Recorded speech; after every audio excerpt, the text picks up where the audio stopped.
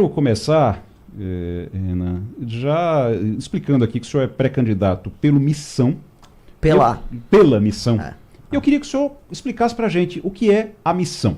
Maravilhoso. Eu até estava acompanhando seus stories, divulgando o programa de hoje. E há ainda, na parte das pessoas, uma confusão entre o Movimento Brasil Livre, que eu fundei em 2014 junto com meus amigos, Kim Kataguiri, acho que talvez seja o nome mais conhecido, e o partido. Né? São duas entidades diferentes, ainda que o partido seja uma consequência do movimento. O partido surge como uma resposta que o movimento dá, porque a gente havia tentado se institucionalizar antes, até por título de curiosidade, a primeira reunião partidária que nós tivemos pelo movimento foi em 2015 aqui em Recife, quando a gente foi conversar com o Luciano Bivar, então presidente do PSL. Isso tinha dado ensejo depois do surgimento do Livres, que foi um movimento criado ali dentro do PSL, mas que a época não deu certo e a gente mesmo, as conversas nossas com o Bivar não deram certo. E a gente percebeu que o nosso crescimento político dentro de legendas já estabelecidas, ele seria uma mera ficção, porque o sistema de incentivos que existem dentro dos partidos políticos, eles vão para direções opostas daquilo que a gente quer fazer. Então a gente só foi usado como basicamente burro de carga para levar voto para legenda. E a gente percebeu que é um jogo que funciona como fim de si mesmo. Na eleição de São Paulo de 2024, o Kim Kataguiri estava aparecendo nas pesquisas em 2023 com 10, 11%. E ele é o deputado mais votado do Brasil do Partido União Brasil. Pois bem, o partido rifou ele completamente e largou a candidatura dele para apoiar o prefeito. E a gente não teve sequer direito para sentar para poder discutir.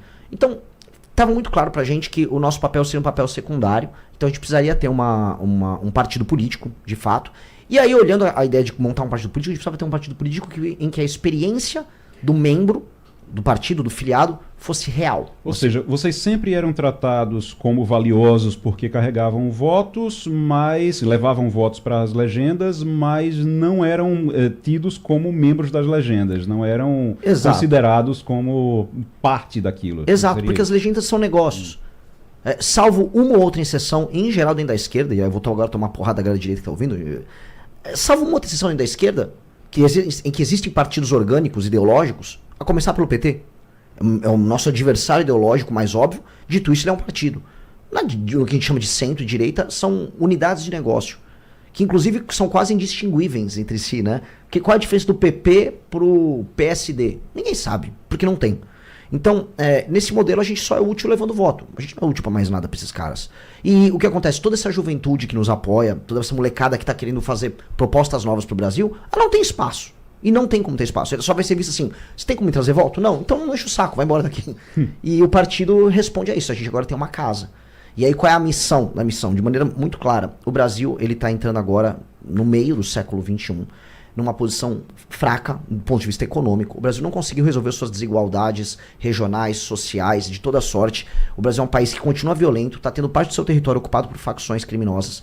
Está vendo outros países do dito terceiro mundo, estou falando até de países da África subsaariana, estou falando de Índia, estou falando do Vietnã, estou falando do Sudeste Asiático, evoluindo economicamente, ganhando relevância, e a gente ficando para trás em tudo. A gente viu agora os Estados Unidos fazer uma operação na Venezuela, e agora toda a ideia que a gente tinha que o Brasil ia ser uma força na América do Sul, caiu completamente por terra. Toda a estratégia que o Brasil adotou nos últimos 20 anos para ser potência não deu em nada.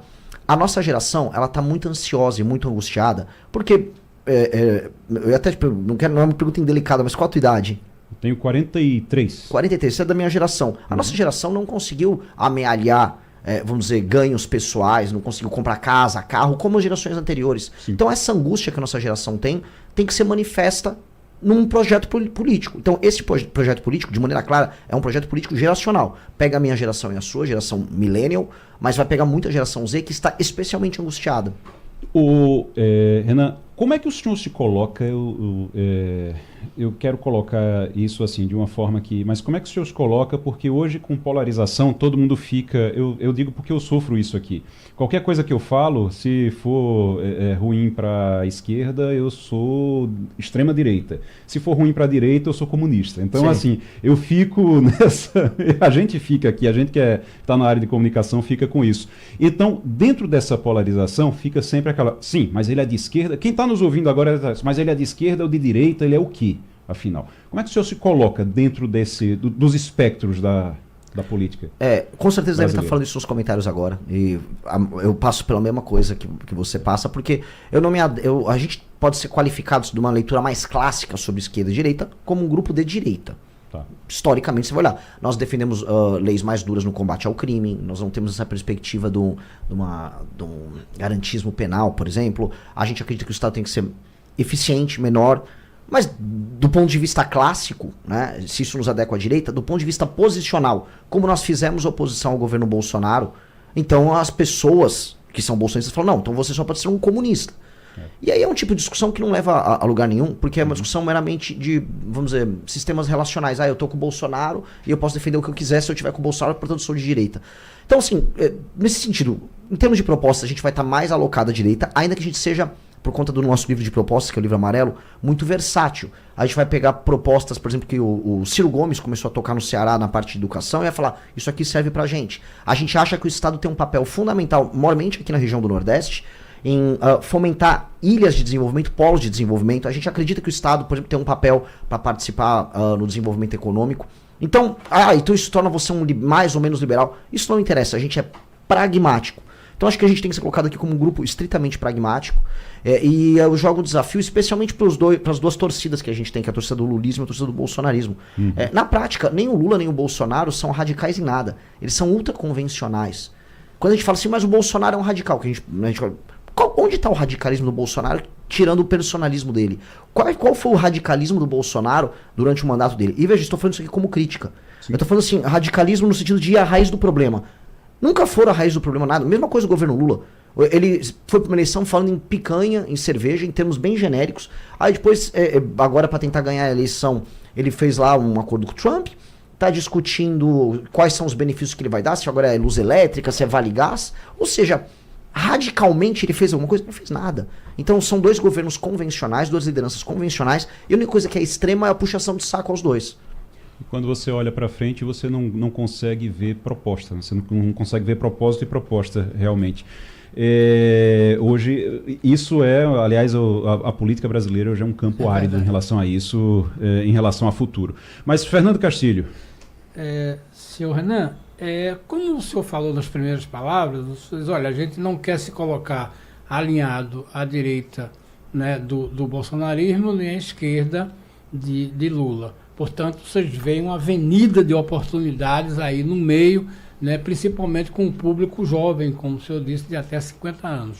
Quais são suas expectativas para capturar esse voto? Porque, no fundo, vocês estão brigando para entrar no sistema, chegar forte, né, capturar espaços dentro do Congresso e trabalhar nisso aí. Qual é o horizonte que vocês trabalham? A conversa vai ser que proposta nós temos para capturar esse eleitor que o senhor descreveu aí, que pela sua descrição é uma avenida de oportunidades. Uma coisa bem interessante, né? Na pesquisa Atlas, ela entrega as quebras bem feitas sobre demografia durante a pesquisa. No público da geração de 16 a 24 anos, pega a geração alfa, a geração Z, eu apareço na pesquisa que foi publicada 18%, e em outras, nos trackings já da Atlas, eu chego a bater 21%. Quando eu faço um recorte, geração Z e homens, a gente sobe para 30%. Então, os homens jovens, geração Z, a gente é muito, muito forte já.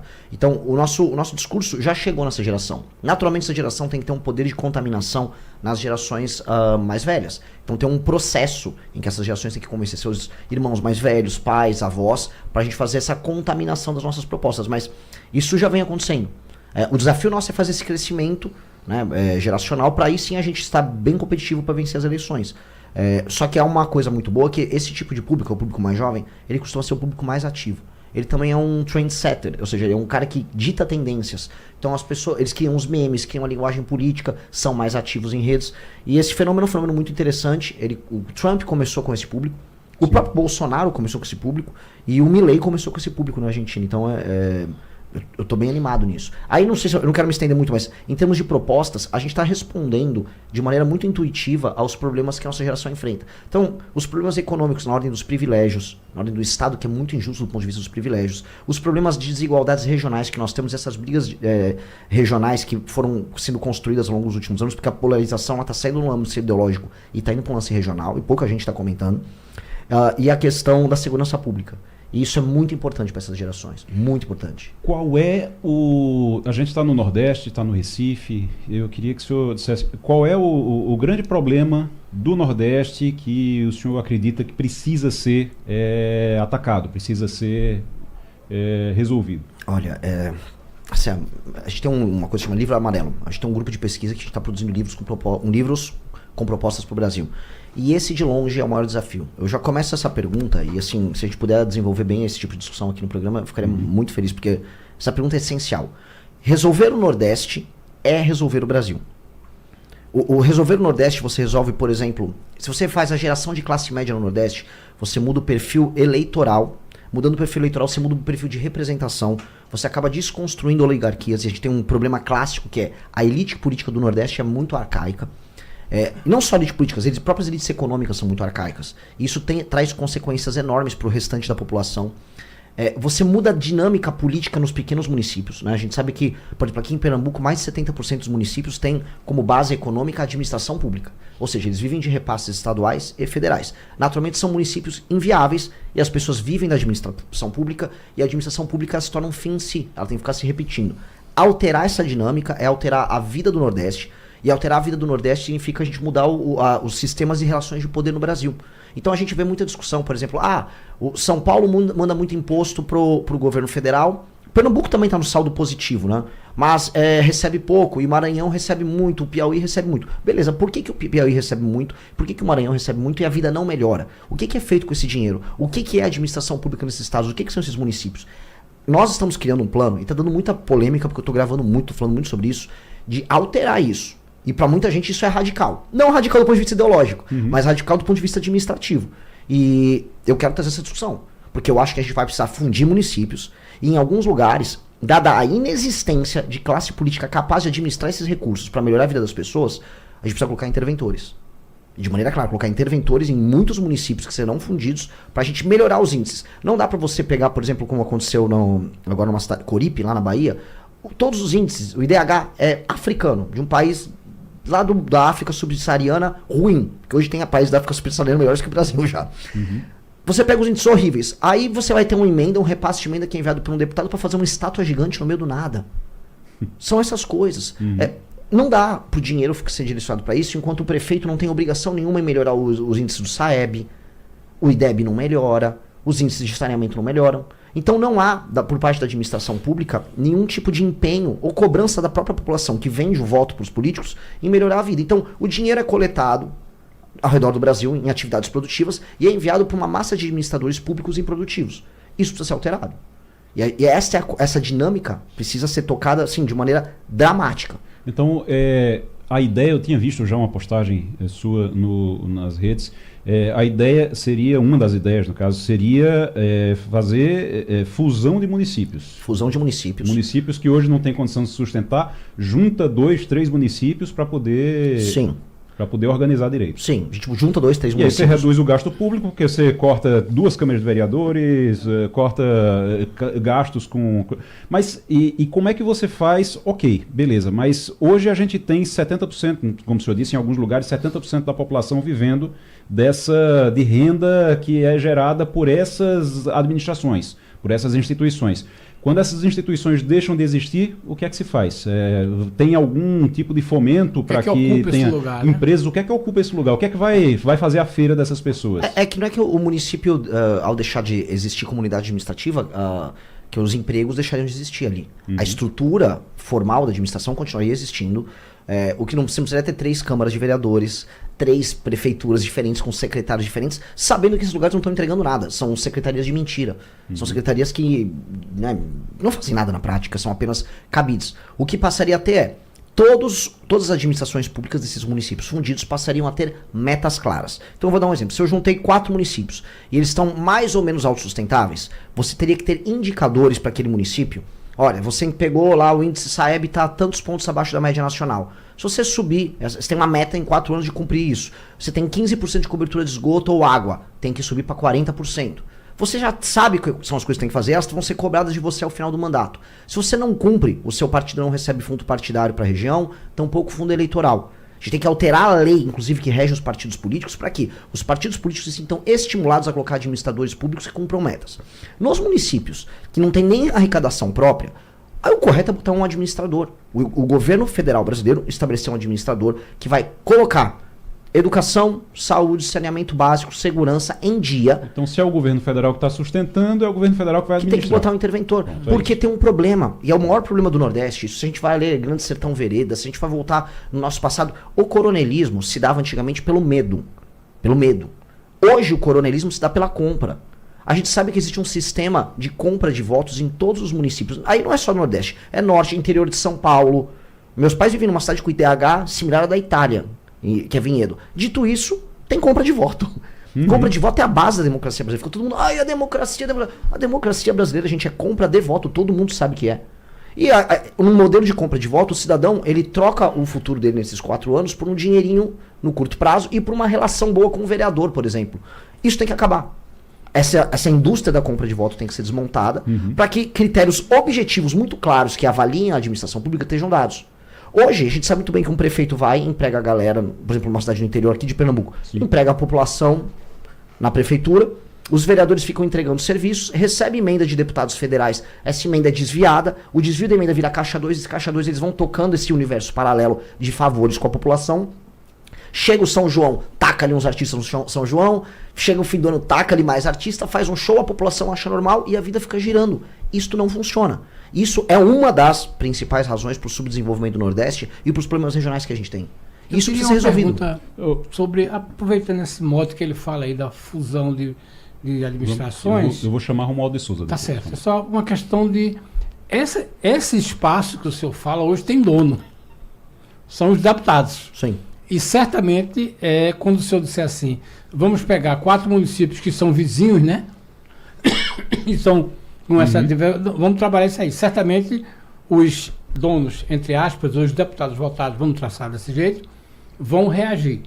E aí é aquela história, como tratar com isso? Porque, afinal de contas, esses mesmos deputados são os que hoje, se a gente vê a lista de emendas, vão deixar suas emendas, irmãos. Olha, mas eu vou ter minha emenda aqui. Tudo. Então, o senhor sendo eleito, como é que vai lidar com essa oposição então, dentro do Legislativo? Eu posso colocar da seguinte maneira. Existem 3 grandes agendas imediatas que a gente tem que tocar ganhando a eleição em 2026. A primeira é a guerra contra o crime organizado no Brasil, a alteração das leis de processo penal, leis de execução penal, as leis penais, e ir para cima numa guerra contra o crime organizado. A segunda é uma reforma fiscal urgente, porque o Brasil está ficando sem espaço fiscal para investimento e a gente está indo para um colapso das contas públicas já para 2027 ou 2028. E a terceira é essa gigantesca reforma administrativa do Estado brasileiro. Eu começaria com as outras duas e, com base no andamento dessas 2 reformas, você ganha popularidade e força política suficiente para poder endereçar uma reforma que é uma reforma administrativa nacional. Os deputados vão ficar bravos com isso, mas a maior parte dos prefeitos, por exemplo, vão ficar felizes, porque você aumenta o poder relativo do prefeito dentro do partido. Hoje, o que são partidos políticos? Para quem está, para o ouvinte nos entender. O partido político hoje é uma máquina que participa de eleições de 4 em 4 anos, e essas eleições, conforme ela elege deputados, dão dinheiro para o partido. Então o partido existe para eleger deputado federal. É isso que eles fazem. Porque o deputado federal dá emenda, deputado federal dá fundo partidário e fundo eleitoral. E aí faz o dono do partido, que eles são donos, ficarem ricos. É isso. Tem que ser alterado isso. A gente tem que alterar essa dinâmica. Vamos para Brasília. Romualdo de Souza. Renan Santos, como vai o senhor? Bom dia. Bom dia. Eu queria fazer 2 perguntas para ganhar tempo. A primeira é, como é que o seu partido vai tratar a política institucional do fundo partidário e do fundo eleitoral? Vocês vão pegar o dinheiro ou vão fazer como o Novo, que disse que não pegaria, mas que mais cedo ou mais tarde acabou pegando? E a outra coisa é, o senhor tem uma experiência, trabalha inclusive uma experiência familiar de trabalho em recuperação de empresas. O que é que o senhor acha que é possível levar essa experiência empresarial para a máquina pública e dar uma chacoalhada na política brasileira, Renan? Ambas excelentes perguntas. A primeira é a seguinte, nós vamos utilizar o fundo partidário e o fundo eleitoral. Nós já defendemos esse mesmo discurso que o Partido Novo por muito tempo, de que não era necessário e que não era correto. Eu realmente não acho correto os números que são destinados aos partidos políticos no Brasil, e chegando ao poder nós temos que alterar isso mesmo. Dito isso, não há como competir num jogo em que, por exemplo, a União Brasil, o PL ou o PT vão dispor de quase R$1 bilhão nas próximas eleições. E se eu ficar fazendo vaquinha na internet, talvez levante 2, 3, 4 milhões. Isso para uma eleição presidencial. É completamente desproporcional e é feito para ser desproporcional. Portanto, mesmo assim, só para o pessoal entender, o partido está recém-montado, nós não temos direito a fundo partidário. Fundo partidário só se a gente passa de uma coisa chamada cláusula de barreira. E o fundo eleitoral que nós teremos é meramente para inglês ver, é um valor bem pequeno para dividir em mais de 1.000 candidaturas. Então, não tem, na prática, nós não temos nenhum dos dois. E nós vamos utilizar de maneira transparente, clara e focado no nosso projeto. Todo o dinheiro, quando nós viermos a ter o fundo partidário, todo o dinheiro dele vai ser utilizado para a formação de novos quadros. Porque a única coisa que nós fazemos hoje como movimento e como partido é formar quadro novo e formar quadros capazes, que saibam utilizar suas redes sociais, inteligentes, com propostas. O dinheiro só vai ser gasto nisso. E a gente vai demonstrar que esse dinheiro só será utilizado nesses temas. Na segunda pergunta, eu trabalhei durante alguns anos com recuperação de empresas em dificuldades. Existe até aquele filme de Uma Linda Mulher com o Richard Gere, que era uma coisa meio glamurosa. Meu não era muito glamuroso, não. Eu saí da faculdade de Direito, meu pai era advogado, ajudei ele numa operação, depois eu mesmo fui tocar, cheguei a, inclusive, morar no Nordeste um período, na Bahia, e voltei para São Paulo.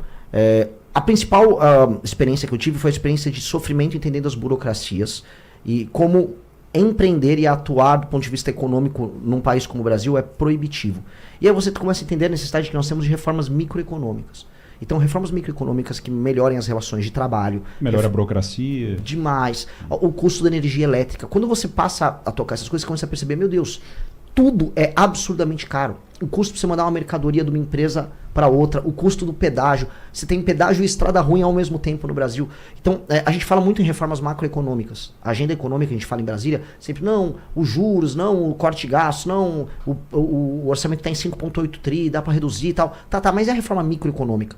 A gente tem que fazer os ajustes macro, mas os micro é o que vão fazer as empresas andarem e funcionarem. Então, essa experiência de sofrer é justamente a experiência que eu vou querer levar para criar políticas públicas para tornar a economia brasileira efetivamente competitiva.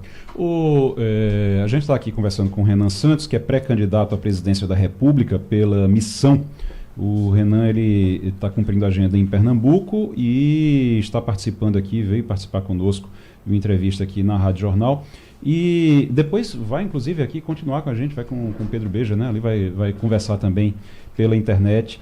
Lembrando que nós estamos aqui pelo YouTube também, estamos no YouTube aqui pelos canais Rádio Jornal, JC Play, suas propostas, postagens que são feitas na internet. Você fala de bomba atômica. Sim. É uma ideia que ficou lá atrás com Enéas. E agora, você vai colocar isso na campanha presidencial? Você vai trazer essa ideia de que o Brasil tem que ter uma bomba atômica? É uma discussão, não é uma discussão de curtíssimo prazo, que a gente não tem nem correlação de força com os nossos vizinhos, nem capacidade orçamentária para tocar isso nesse instante. Mas vamos precisar trazer essa discussão. O que eu trago é um ponto que é um ponto bem interessante. Dentre as nações com o maior território do mundo, com a maior população do mundo e com o maior PIB do mundo, você vai juntar, vamos dizer, um seleto grupo. Um certo grupo que tem mais de 200 milhões de habitantes, um território, acho que de alguns milhões de quilômetros quadrados e PIB de mais de 2 trilhões. Pois bem, União Europeia, Estados Unidos, Índia, China e Rússia e Brasil. Esses 6 estão nessa condição. O único que não tem armamento nuclear é o Brasil. A Índia tem. A Índia fez isso sem ter saneamento básico. Hoje ela tem saneamento básico e armas nucleares. A gente não. Do ponto de vista geopolítico, a gente tem que saber o que nós queremos ser. Se nós queremos ser uma das nações que nos próximos 100, 200 anos vai ditar os rumos do mundo, agora a gente tem que saber que a gente tem que ter capacidade soberana de garantir nosso território e de se proteger. A gente sabe muito bem que aquilo que a gente chama de direito internacional é baseado numa ordem pós Segunda Guerra Mundial que foi determinada pelos Estados Unidos. Teve a Guerra Fria e depois os Estados Unidos como potência única. Isso passou. A China está tomando, vamos dizer, tomando soberania na região dela. Vai ter um conflito com o Taiwan, que é meio que inevitável. A Rússia invadiu a Ucrânia. Você tem todos os problemas comuns no Oriente Médio. E os Estados Unidos agora, nesse instante, eles estão da Groenlândia até a Patagônia estabelecendo a hegemonia deles nas Américas. Qual é o nosso papel aí? A gente ainda não sabe. Agora, nosso papel pode ser de ser uma nação pequena, dominada pelos Estados Unidos no próprio hemisfério, como foi no começo do século XX, com a política a doutrina Monroe, a política do Bid-Stick. Eles estão falando agora nos Estados Unidos novamente agora em doutrina Donroe, que é do Donald, né? Então, Qual é o nosso papel? A gente vai ser um vassalo americano, ou a gente é um vassalo chinês, ou a gente quer ser altivo nisso?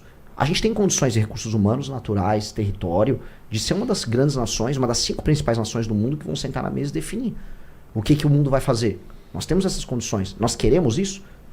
Eu quero isso. Eu acho que o Brasil tem que pensar em ser uma nação grande. E não é que assim, vamos chegar ao poder e vamos fazer uma bomba atômica. Não, mas nós precisamos discutir a correlação de forças com os nossos vizinhos, a correlação de forças com os Estados Unidos e o futuro que a gente quer pra gente. E para ser soberano, nós temos que ter capacidade de dissuadir qualquer tipo de invasão contra o nosso território. Outro ponto que eu queria abordar, porque já para encerrar mesmo, porque a gente tem na próxima, na sequência a gente tem a Eliane Cantanhede chegando daqui a pouquinho, mas outro ponto que eu queria abordar, também de suas propostas, que o senhor vem colocando, é em relação ao crime organizado. O senhor coloca, o senhor é a favor da pena de morte? Eu sou a favor de discutir a pena de morte. Eu acho que tanto a pena de morte quanto a prisão perpétua elas foram afastadas do ordenamento jurídico brasileiro e foram constitucionalizadas essa questão para evitar. Só que nós temos que reabrir esse discurso. Tem uma pesquisa muito interessante do Peri Chiquida, que ele é pesquisador e é ligado à polícia. Ele, entrevistando os presos, eles falaram, olha, o que me dissuadiria a cometer um crime é a certeza de ser pego e penas duríssimas, do tipo pena de morte ou do tipo prisão perpétua. Nós precisamos começar a discutir isso de maneira clara. A situação do Brasil ultrapassou qualquer limite do aceitável e a gente está tendo agora a tomada do território brasileiro por facções. O Ceará, meus amigos, foi tomado. A gente fala muito do Rio. O Rio é meio anedótico. O Nordeste está sendo tomado. E o Estado brasileiro vai ter que retomar. E essas pessoas que estão participando dessas organizações criminosas, elas têm muitos incentivos porque elas ganham dinheiro, elas se estabelecem na hierarquia dos seus bairros, das suas cidades como pessoas importantes e elas não têm medo de nada. Nós precisamos impor o medo a elas. Então a gente tem que trazer todas essas discussões. Então eu quero abrir a janela lá para o outro lado. Assim, vamos discutir até a pena de morte. Para, no mínimo, com o Congresso, a gente chegar num meio termo que seja, sei lá, um cara que é reincidente em crime, um assalto à mão armada, ficar 40 anos preso, sem saidinha ou progressão penal. Que é o que tem que ser. A gente tem que ter penas muito duras para todo mundo ter medo de botar uma arma na cara de um brasileiro. Renan Santos, eu quero agradecer aqui sua